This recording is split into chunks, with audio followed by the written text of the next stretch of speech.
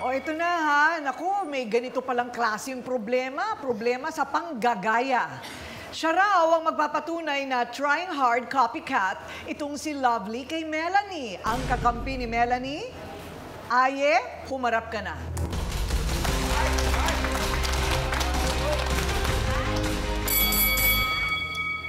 O, ano naman ang problemang nakikita mo, Aye? Bakit parang napakababaw nito? Pinag-aawayan pa. Kaya kasi ito po kasi panay tanong-tanong lagi sa akin. Di ko rin alam kung bakit siya tanong kung anong binili nito eh. Ah, ganon.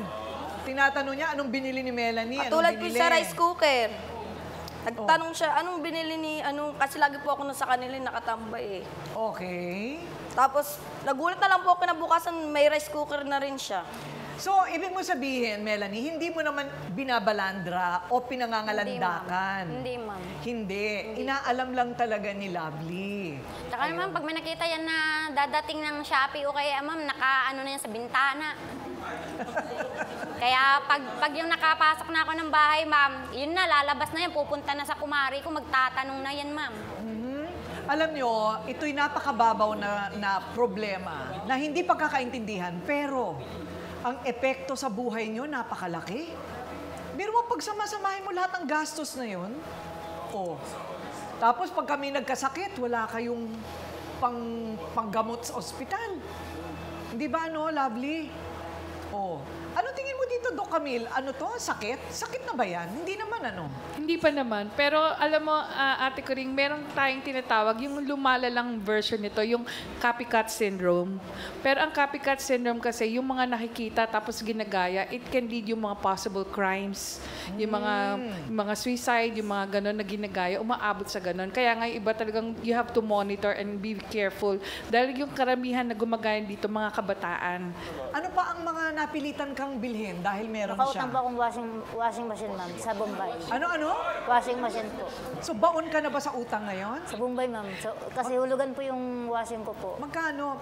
Nabayaran mo na yung iba? Opo. Nabayaran. Washing Yung machine na lang po. Magkano na lang utang mo? 3.5 po, ma'am. 3.5? Opo. Pagka bumili na naman siya ng TV, kinaya mo bang bumili ng TV? Hindi, hulugan din po yun, ma'am.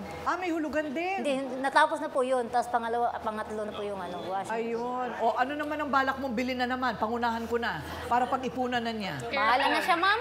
Siya na yung mag-isip kung anong gusto niyang bilhin. Sa akin, ma'am, tama na yun. Kontento na ako, ma'am. Yun ang sinasabi ko eh. Ang inanoan ko lang, ma'am, sa anak ko lang kasi mahilig kasi yun mamanood ng mga kokomelon.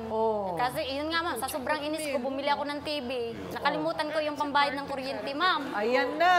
Hindi na makapanood tuloy ng kokomelon yung Magkano anak ko. naman ang utang mo sa kuryente mo? 5,000, ma'am. Nako! Ang laki din, di ba? Yan ang sinasabi natin pagka naipit tayo dyan sa pagka-materialismo. Di ba? Yung sa material na bagay natin, sinasandal yung ating kaligayahan. Yon. Meron bang krimen dito na makikita? Attorney Lorna? By itself, walang krimen yan, ano? Except yung irritation, pwedeng humantong sa unjust vexation. Krimen yun. Pero sa nakakita ko, ang tawag dyan ay gateway crime, no?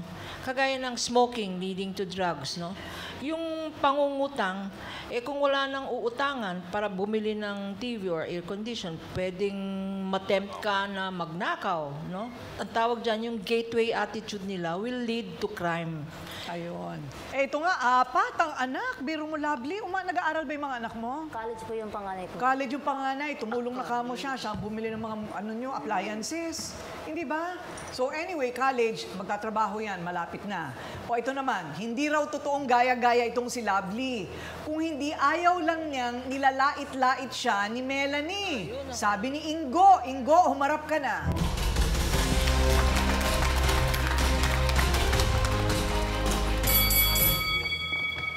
Ayan, sabi nga ni Ingo, faith, hope, love. Dapat ganun lahat.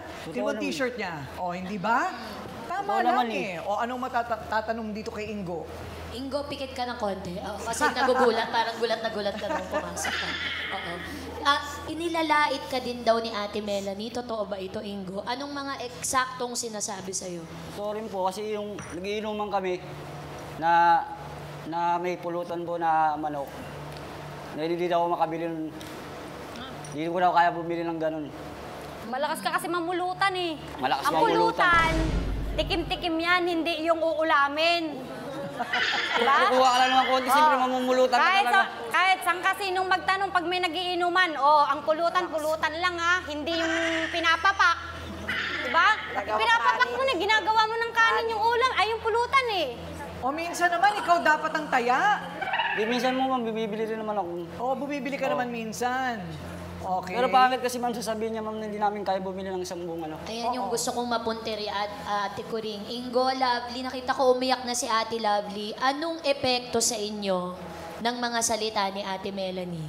Mga ano po, ma'am, ma'am, maliliit po, ma'am, eh. Nanliliit ka. Oo. Hindi ka nalilit yan, tatangkad ka palalo. Kasi mahilig ka pulutan. Bababa ang tingin niya sa amin, eh. May ganun pala Tuesday, no?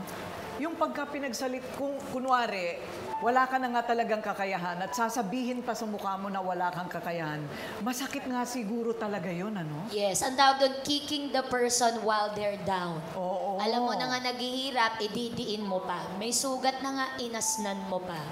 Ayun. May gusto lang pa ako add. May kasabihan kasi na the only time na sisilip ka dapat sa kapitbahay mo para silipin kung meron ba silang enough.